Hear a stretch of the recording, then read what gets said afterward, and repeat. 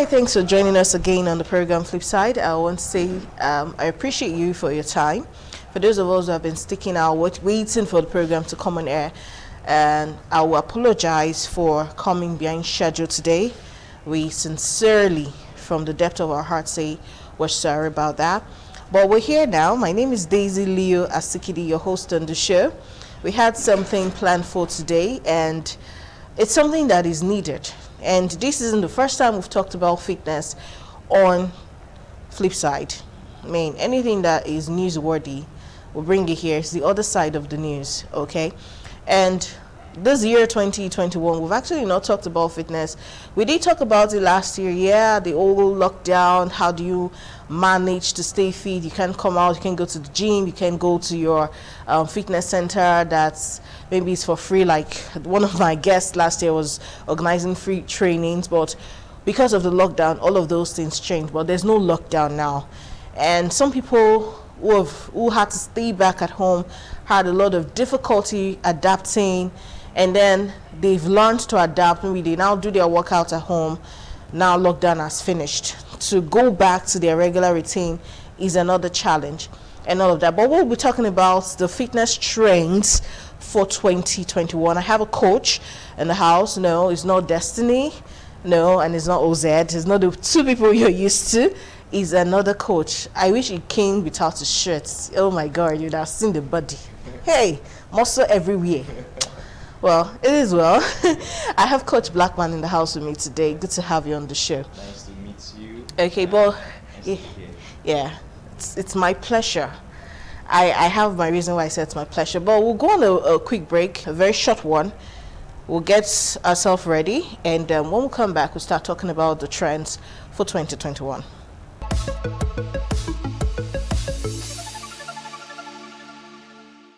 Coach Blackman is my guest on the show today, and we're talking about 2021 fitness trend. Now, the major trends, especially for ladies now, I know guys do it now too, but more of a ladies' thing is this waist trainer. Now, we have is a major selling material in the fitness industry.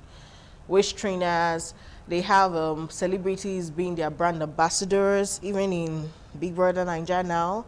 There are those already clamoring for endorsements when they come out. So I won't mention the name of the brand, but they have one very big fitness sponsor in Big Brother that's their housemates always want to be endorsed by. So we have wearables and technologies like the Fitbit wristwatches, the waist trainers, workout apps. Yeah, those days you don't have applications like that, but now you do videos on YouTube and all that. So let's talk about the impacts of these to our overall fitness. Are they really as useful to fitness as the brands, the sellers, the owners make it sound? Okay. Personally, I don't think they are. I'm pretty much old school when it comes to fitness. Yeah. Tough, rugged, and raw. Oh dear. Yeah. Now, they do get to work for persons who are professional athletes. Like those guys, every single number counts.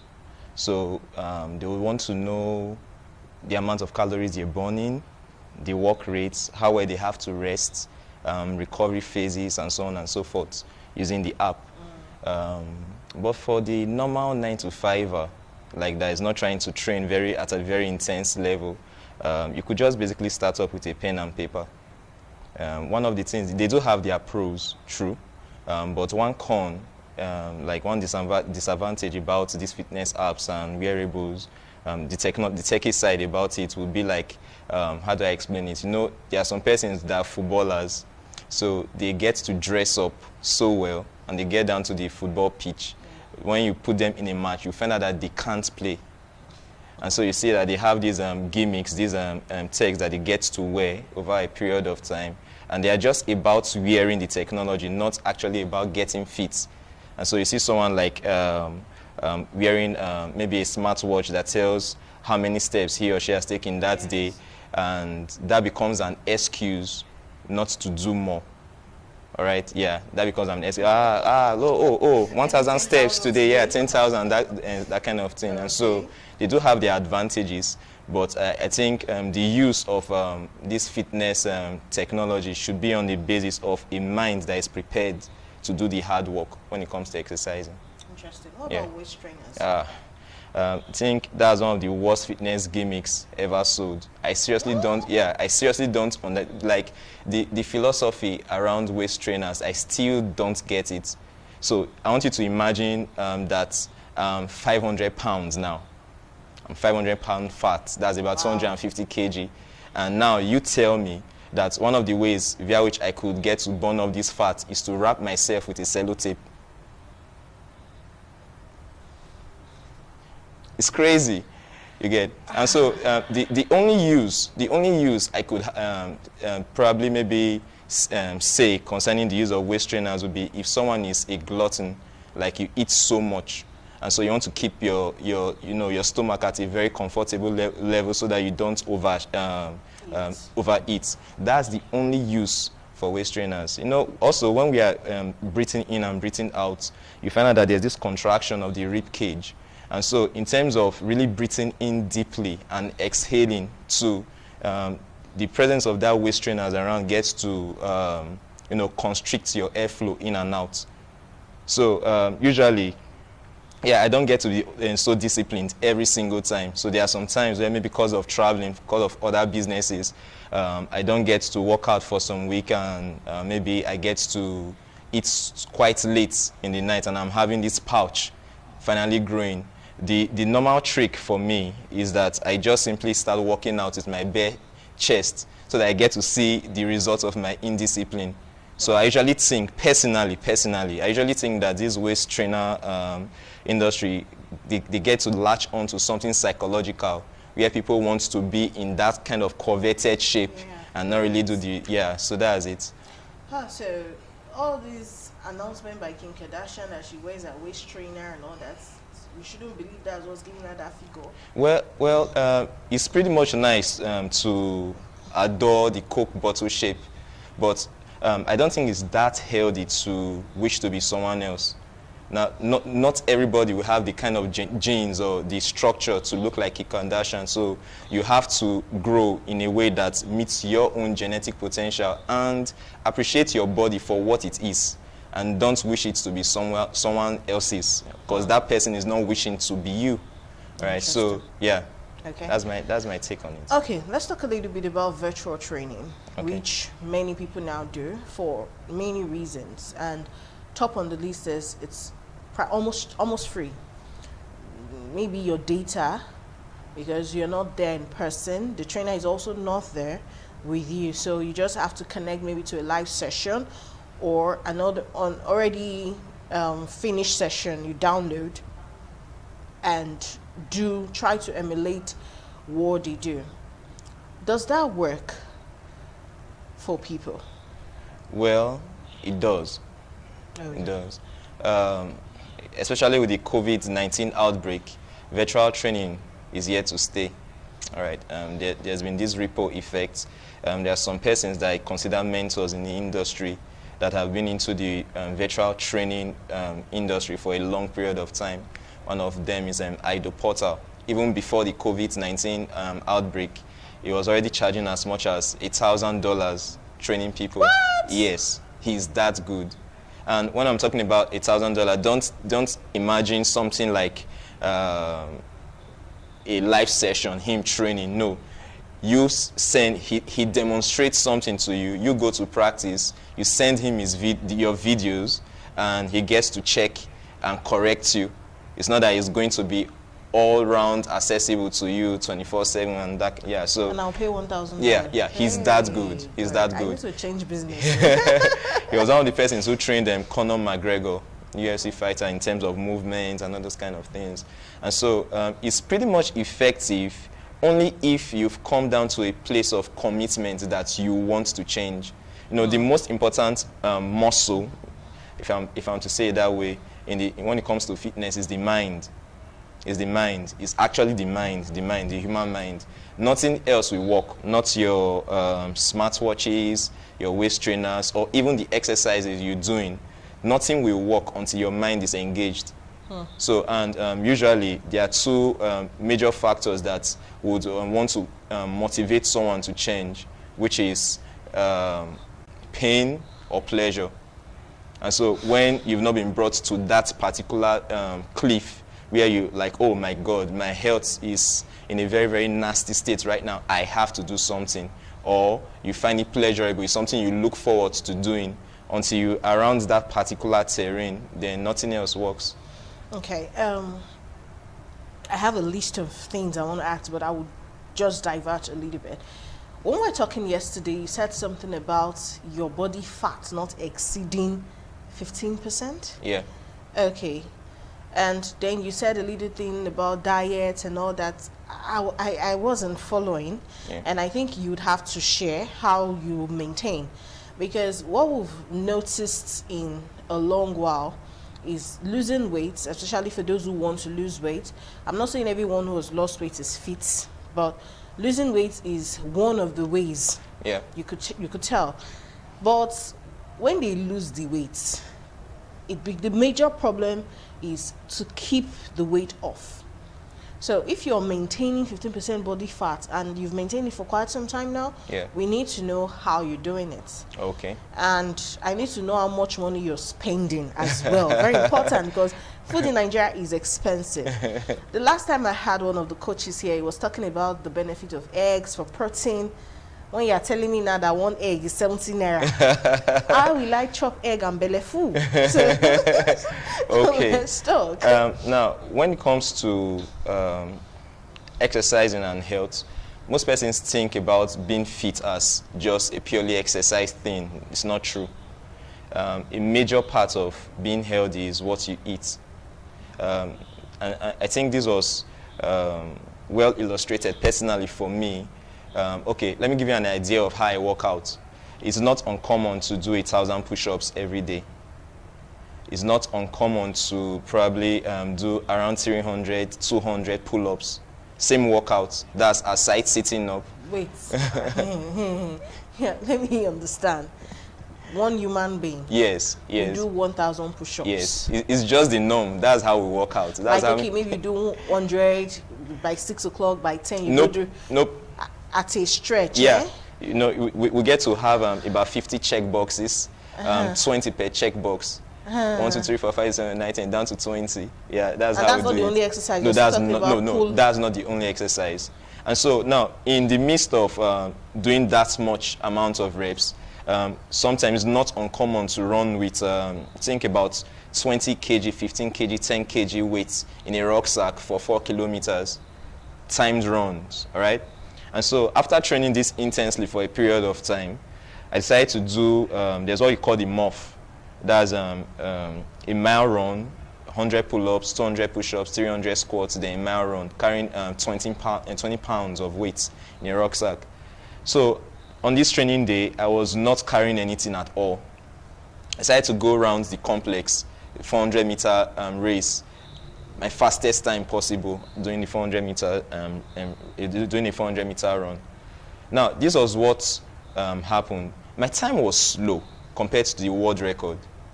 And I found out that I could not recover.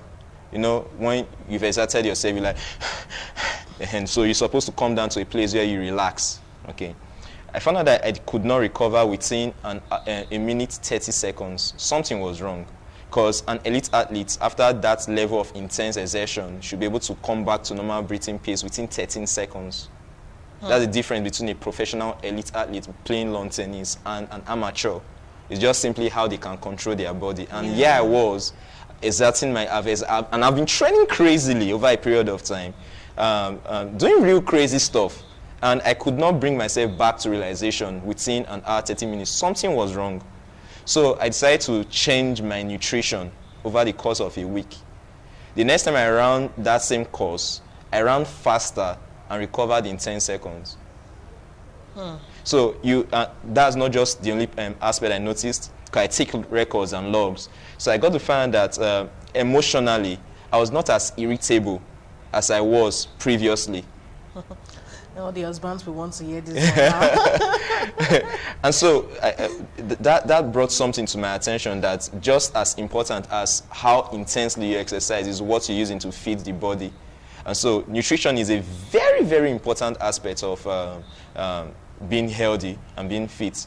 There's a whole plethora of options when it comes to, Atkins diet, DASH diet, keto diet, and so on and so forth. Some persons will tell you that high carb diet is good, low fat diet, high carb, low fat. Other will tell you that low carb, high fat. Other will tell you that it's protein shakes, and so on and so forth. And so basically what you get to do is, over a period of time, you build up body wisdom to find out what works for you. For instance, I know how I feel when I need more vitamin C. I know how I feel when my body needs protein, and so on and so forth. The telltale signs, that's what you get to learn about over a period of time. It's not something you get to catch up in a textbook. But personally, this is what I do when it comes to losing weight, is what I do. Okay, let me just take you through my own routine here. One, I have about 16 bottles of water filled up in my fridge. All right. Sometimes I don't usually wait till when I'm dehydrated to take a bottle and just drink.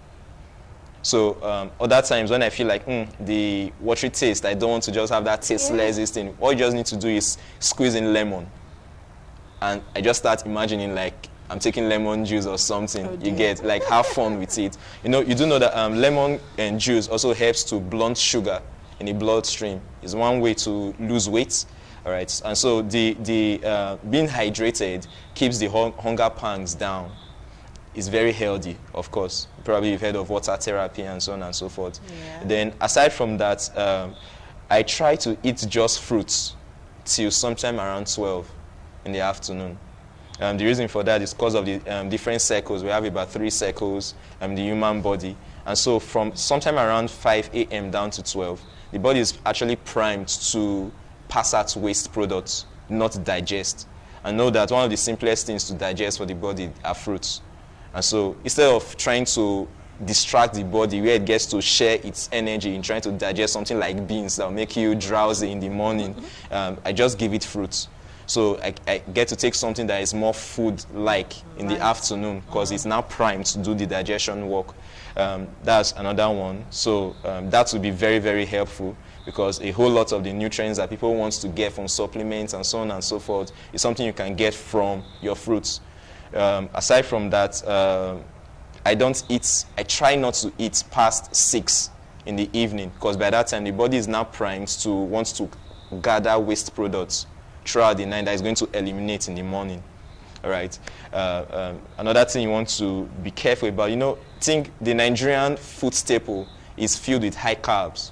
Gari, potatoes, yam, cassava, akpu, pounded yam, semo, just name it, bread. It's a very high carb,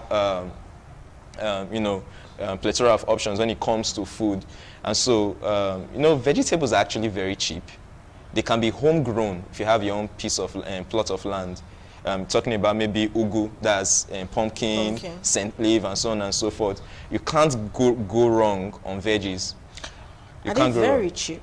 Because am I just going to boil the ugu without putting something? Okay, some persons will subscribe that you get to cut off some kind of foods completely.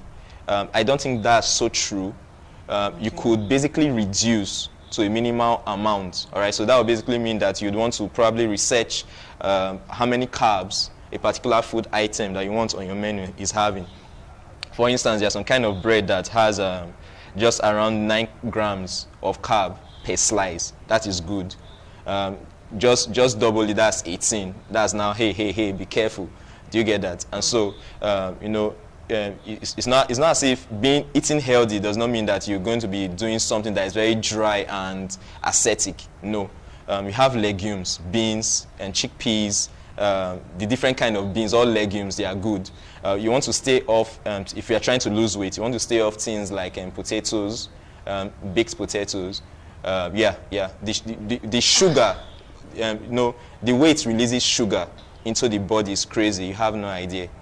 Yeah, especially the baked potatoes. And those of us who read a lot of online, those are online dietitians that are not licensed. Yeah. You know, everybody's a vlogger. Just go on YouTube, you have your channel, and tell people this is all you did. They just begin to copy. Yeah. A lot of them keep recommending potatoes. They tell you potatoes are good, they are healthy carbs. Eat potatoes, boil them, bake them, and all that stuff. Yeah. So I'm Okay, surprised. it's kind of surprising. You know, numbers don't lie. So if you could have a glucometer, and after about an hour after eating potato, you get to take your blood sugar level, how it rises, you'll be so surprised what you see. Interesting. Yeah. So that's why the watchword is always going to be what works for your body. If you're going to be having something like maybe a blood sugar rise where the score is like 140, 130, that's not so bad. Cool. All right. But if you're having something that's above 140, that's already that's crazy already. Interesting. Yeah. So and summarily, you want to reduce the carbs. You want to reduce the carbs. You want to get the feeling from eating meat. Yeah, it's okay to eat meat and fish. Yeah, I know some persons are happy now. All right, it's okay to eat meat and fish. You want to get the carbs. Eat it in moderation, please. So it's not as if you just go yeah on it, that kind of thing. Get low on the carbs. Have avocado, pear, nuts. They are pretty much good. The nuts you want to stay away from, especially if you're diabetic, for instance, is cashew nut. Okay. Yeah, cashew nut. But other nuts, they are filling. All right. You want to eat up on foods that have high fiber content. It's very important. You want to stay off breads. Wheat bread, all the breads you know about. As much as possible, you want to stay off bread until you can find out the amount of carbohydrate per slice. If you can keep it below 8-9 grams of carb, you'll be pretty much good. You removed wheat bread. Yeah. Wheat bread, whole wheat bread has nutrients. But despite the nutrient it still has carbs, just like the white bread. So I'll just be eating bread that is not sweet, and yet it will still be giving me the same problem. Yeah. So the thing there is that you could basically pick up that bread, a small portion of it, all right, a small portion of it. Numbers don't lie. You get, numbers don't like, and the thing about eating healthy, like let me go on this carb thing. The thing about eating healthy when it comes to carbs is that most persons, they don't know how to segment their eating. They eat in the morning, eat a lot of other stuff they call snacks in between, then eat in the evening.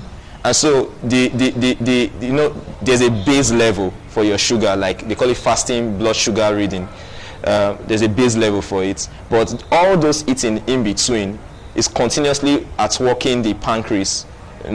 Sugar is constantly being released into the bloodstream, and so there's never a period of rest for the body. You get, and so as much as possible, and you should know that excess sugar gets to be converted to fat. Yeah, whether from fruits, whether from processed food, and so on and so forth.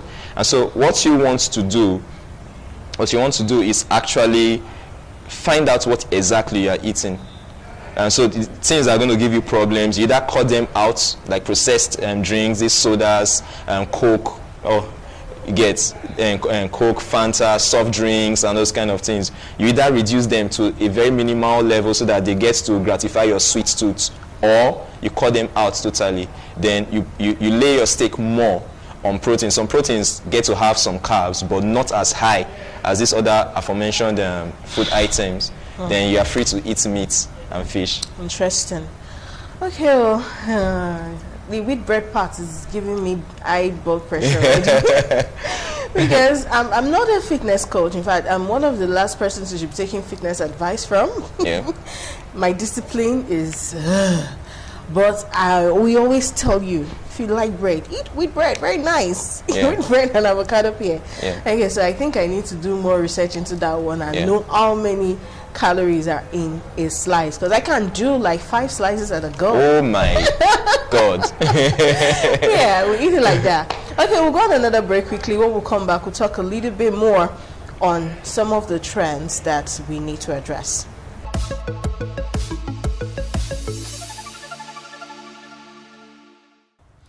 All right, the program, of course, it's still the flip side. We're talking about the other side of the news, and today we're focusing on 2021 trends on the in the fitness industry. We've talked about waist trainers, virtual trainings, techs like Fitbits, wristwatches. We've also talked a little bit about how you can maintain your weight, and for those who are really interested. But we want to talk about specialized fitness trainings or fitness programs for specific people. Now, when you watch videos online, you'd see special trainers for different things, and the bulk of the times they're white people, they're outside of Nigeria. But in Nigeria here, you go to the gym, everybody works out, just enter one machine and start. If the gym is very spacious, yes, then you have maybe one or two persons who work there and tell you, okay, let me assist you. Sometimes they just leave you to your fate. If you like, you have muscle cramp, you'll be stuck there, it's your luck. Okay, but we need to start talking about specialized programs. Like, child obesity is a big problem in the world today. Coaches for such, how do you go about it? The elderly should also be working out. They should exercise. But the exercise, this like Coach Blackman, this man, is saying he does 1,000 push-ups a day. I don't think old people can do it. But I've seen some very strong people that have done it for a very long time, and even in their 70s, maybe they can. Yeah. But not everyone will be able to deal with that. Okay, what about pregnant women? Is it every workout they can do? When they're also done, when they've had the baby, when should they start? How much pressure should they put? Because, there's so much injuries in the body and you need to recover. And on and on and on. So specialized programs for specialized people. So I'm focusing on kids, the elderly, the pregnant, and maybe those who have physical challenge. Just because you have leg problem does not mean you now have to become obese and all that. So what ways would you advise for all of these to be incorporated into the fitness industry? What would one need? Maybe someone watching now is interested and say that I think I like the part of the kids. What would you advise the person to do to start in the first place? Okay.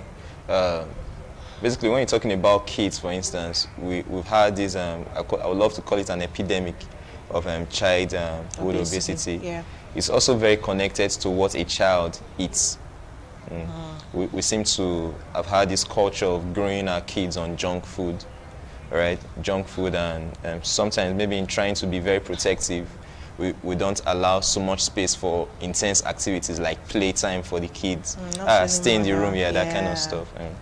And so basically what you want to do is when a child is obese that way, you want to first of all take the child to a physician for a checkup to find out whether it's pretty much safe for the child to start a specialized program, right? And so that's a program that will be, will be drawn out with the help and the assistance of the child's physician. So for instance, don't get carried away with maybe 1,000 push-ups that I get to do. I groomed that over a period of time. And so, of course, the child should not be forced to do something like that. And so something as simple, when you want to talk about specialized program, you want to start small. You want to start gradually and build up the intensity and frequency over a period of time. So you'll be having something as simple as walking for an obese child, because the reason is this: being that the child is overweight or obese, as the case may be, the body weight that the child's joints is supporting is too much. And so just imagine running. It's going to be having this kind of impact, continuous stress and strain on the joints. So you want to start with low impact exercises like walking. Then you could increase the intensity with brisk walking. You could decide to say, all right, now take so and so this thing amount of weight, and before you know it, the child start building up that gradual cardiovascular fitness, muscle fitness, and so on and so forth. For that, can now start thinking about much more challenging forms of exercises. Yeah. So that's it. But when you have a child that is that obese, you want to, as much as possible, go for a fitness trainer that is certified, right? Okay. That understands the risk that the child might be passing through and know what to do in case of an emergency during exercising. Okay. Yeah. So information is key. Let's talk a little bit about injuries. Okay. As you were talking about the kids, you talked about the joints and the pressure it could carry. Yeah. I remember when I used to go to sports complex for a training, and it was totally free. Yeah. I'm a Nigerian. We like free things. So, and then because it's free, the trainer also does not give us too much stress. Yeah. So you can decide to do jumping jacks. Everybody's doing 50 and you just do 20 and say, "I don't tire." You're not paying him. He's not going to force you. Yeah. Well, while I was there, I introduced a friend of mine, and before we knew, we started forming a family there. One of the days we're done, they would do stretches after the workouts, and they asked us to spread our legs, then bend over. Yeah. It was so hard. Yeah. I've never been someone who could do that, but she said she could. And then she started and she was pushing, then she got to a point she can't hook for there. And the coach was trying to assist. So he leaned on her to help. But by the time they finished, she couldn't work. Wow. She had a sprain or a strain, or I don't know what that thing was. But do you know that since that time till now, it's over a year now, the girl has refused to work out. Yeah. She says whenever she applies pressure, she still feels that pain. Yeah. So there's so many injuries that could come up from exercise. So maybe you just shed some light how we can prevent them, and if we also have them, maybe some home remedies or quick first aids we could apply, so that it doesn't eventually end up being something that will now give us a phobia for working out. Okay. I think for someone that's quite intense like me, there's this general tendency to just want to go into the workout straight, but it's not too good. So the first thing you want to do is warm up. All right, you could basically do some jumping jacks on the spot to warm up. Get your muscle memory on. Like you're priming yourself for intense activity. Warm up maybe for around 5-10 minutes or thereabout. Then when you're about to get into the workout proper, for instance, if you want to do a push-up, there's a particular cadence I use with my push-up. So what I want to do is do a kind of warm-up push-up to get my brain ready, my mind ready, that this is the motion you're going to be getting used to right now. So you start up slow and gradually build up the frequency and intensity of it. So now you see the warm-up, then the exercise proper, all right? Then after exercising, you have what you call cool downs. So you get to relax and go back to your normal breathing pace. Then during that time when you're cooling down, that's when you want to do your stretches. Now, what most persons don't know, there are usually basically two types of stretches, dynamics and passive. Dynamic stretches is this kind of stuff I'm doing, like is moving. While passive is like the full splits. Dynamic is you initiating the motion yourself, while passive is an external force, either gravity or a human being, your training partner, initiating the motion on you. Right? So most persons, they want to maybe grow strong, have increased stamina, and they forget that one part of being holistically fit has to do with flexibility. And usually because of the continuous use of a particular group of muscles, they get to tighten up and shorten over a period of time. So it's a very nice habit to calculate a period of time after your workout for you to stretch. Stretching is very important. Stretching is very important. And so you get to find out that there's this level of freedom and fluidity in your movements because you're not stuck, you're not stiff at the joints, and your muscles are free. Still strong, but free. And someone did a research some years back and found out that more flexible persons had, like if a group of muscles that was more flexible, maybe you're stiff and I'm more flexible with that particular group of muscle, I become 10 times, I get to be stronger than you are about by 10%. Yeah, being that, just imagine this kind of swing the more range of motion these joints can take in a swing, the more potential energy is converted to kinetic energy. So flexibility still has a part to play when it comes to strength. So most persons don't know that too. So if you want to get stronger, get flexible. It helps. Oh. Yeah. Then apart from that, when it comes to preventing injuries, sometimes you might just be Yeah, another thing you want to think about is wearing the right shoes.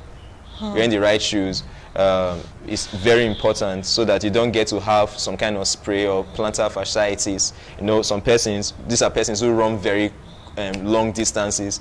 Just under the heel, there's this very sharp pain. Yeah. Sometimes it starts masking itself as if you sprained your ankles. No, it's from the heel. And usually that's the result of maybe walking barefooting for too long, or not wearing shoes that are proper, not wearing shoes that are proper for the activity that you want to do. So that's very important too. Now, aside from that, you also want to, in advanced countries, you see UFC fighters, either prior to or just after their fight, they go to meet physiotherapists or chiropractors to adjust their body. So over the period of your walking, your sitting, your standing, there might be things wrong with your body mechanics that you're not aware of. And so a chiropractor gets to check through and say that, okay, this part is misaligned, not aligned, and so on and so forth, and gets to put things back in place. For instance, just by watching someone walk on athletes training, I can tell when the person is going to get injured. I can literally just say, like, okay, so-and-so person is going to get injured in a bout. And not cause maybe there's going to be another external force. It's just that a particular skeletal structure is continuously being, as in, is misaligned already, and you're having continuous strain and stress on it. And so you get to see, you know, those videos where you crack the person's body back into place. Yeah. So very important. I need that. Yeah, very important. And so I do that. Oh, really? Yeah, I do. So I could basically, what's the word? I could get your friend that had that waist issue. Yeah, I get where she's coming from, the phobia and all that stuff. You know. And so, funny enough, people think that just exercising could initiate injuries. Not true. Even the way you sleep can cause this scoliosis of the spine. So it's real crazy. Every little thing matters when it comes to health. Then aside from that, when you're talking about injuries, you want to talk about an idea just popped up in my head just now. Sure. Yeah, when you're talking about injuries, you want to talk about your recovery. One important factor that could help you prevent injuries is how tired you are. It's very easy to fall when you're so tired mentally and strained. All right, so you just fall carelessly than when you're alert. All right, so when you're feeling like you're getting dizzy, or it's as if this conscious control of your body, you're losing it, that would be a nice time to take a break from the exercising you're doing. The another thing, that you don't push yourself past your limits, except you've trained your mind over time to want to continuously break your limits. Like at some point in time, it was for some persons, you know, the kind of target you have determines how you do your exercising. True. For me, I'm not about maybe getting buffed up or six packs. Man, don't. You already have that. That's already done. Like I'm over it now. So right now, exercising is like a tool. For me to find out how well I can push my body, like how well I can push my mind, like what can I do in the midst of sweat, pain, and suffering. That's what it is for me personally. That's not what I get to do when training with other persons. That might just be like, okay, I want to have so and so amount of steps today. Cool, peace, be still, well with you. But for me, it's totally different. So your purpose gets to determine how you exercise. And so, there's something that I'm trying to pick. Just came to my consciousness concerning injuries. So yeah, when you get to find out that you're injured, okay. Another thing that causes injury is poor exercise form. Poor exercise form. So there's a right way to do exercises. There's a right way. There's a very right way to do exercises. And if you learn the right thing the wrong way, it creates this muscle memory in your mind, and you keep on repeating that same thing over a period of time, causing injury to the body. another thing that causes injury is, most persons, they are not ambidextrous. They're either left-handed or right-handed. So, for instance, the body is divided into two equal halves, then anterior front and posterior back. So when you overuse one set of the muscles, if you're to take some persons, a properly muscular person should be symmetrical. But if you're to take most persons, you find that one part of the body is bigger than the other because that set of muscles have been used more than the other. That's just injury waiting to happen. So you also find out that it's part of the fitness trend. When people think about exercising, what they think about is bicep curls, six packs. And if you get to see the whole images that we're being hit by, online, offline, it has to do with the anterior aspects of the body. Nobody talks about the back. And so you're not having sets of muscles up front that are very strong and a weak back. And so it's not as if, especially when the person is not stretching. And so it's as if the muscles here, they are strong and tight, thereby pulling, hunching over, that kind of thing. Yeah. And so you don't get to hear people talk about training the back. Meanwhile, the most important muscles and the second largest group of muscles in the human body, they are the back muscles, the spinal erectors. You can't twist your head, you can't turn, you can't lift, you can't run if there's an injury here. And yet that you're having almost like an epidemic of persons having very, very, very weak back muscles. So the body has to, when talking about exercise forms, when you're talking about making sure that you're symmetric, like your left hand is not so strong or is not stronger than your right. I'm left-handed, sorry, so I'm using that. Or your right, or vice versa, yeah. I'm left-handed. Total. In fact, our program next week is dedicated for people like you. Yay! Your international day was August 13. Yeah. International day for the left-handed. So we're going to be talking about them next week on the show. That's amazing. You get. And so that has to be factored in. But most persons don't get to factor that in. So when you're training, you need to train the body as a full unit. Your head, your neck, down to your toes. There are exercises for every part. That helps for injuries. Okay, well, we don't have much time on the show anymore, and we have to go. But at least I know now that he said he can help. Let me use my layman language. If your bone has been displaced, has removed from position or muscles or something, you have a small injury, it could also help straighten. I know I've had to deal with back pain for a while now, and I got that pain when I was doing dance cardio. Wow. Virtual. I got the video and I was dancing, and I have done that routine for a very long time, that I can actually dance the whole routine for the whole 28 minutes that it was without watching the video. I just hear the song and I hit it off. But I don't know what really happened that day. Maybe I was just too sure of myself and I was adding a little more energy than normal. Yeah. And when I started doing the and I've had that pain for over a year now. Wow. I still use it though. But when I bend, sometimes I feel it's like, now wow, come on, massage is back for me. But even with the massage, it's not working. So I have to get that fixed. Yeah. But Coach Blackman, thank you for your time. A pleasure. And we've already given you a small example, a small expo on what we're going to be talking about next week. So I advise everyone to tune in. Don't miss out on any part of the program. Don't forget, you can always get the repeat broadcast on TSTV, GoTV, and Star Times.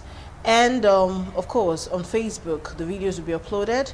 And on YouTube, this edition will also be uploaded. So you can catch up and learn. But before you just go, that's the last thing. We have less than 30 seconds. Give us your social media accounts. Okay. On IG, Instagram, Extreme Blackman. With the E, the first E of Extreme Blackman. Extreme Blackman. Then for the chiropractic adjustments, you have Healing Hands for the Nations. That's the Instagram handle. Healing Hands for the Nations, yeah. Okay, so you can hit him up if you want to have a personal session book. I'm not telling you he's free. He's not the one that does the free training. So people will discuss from there. Thanks for watching. Bye.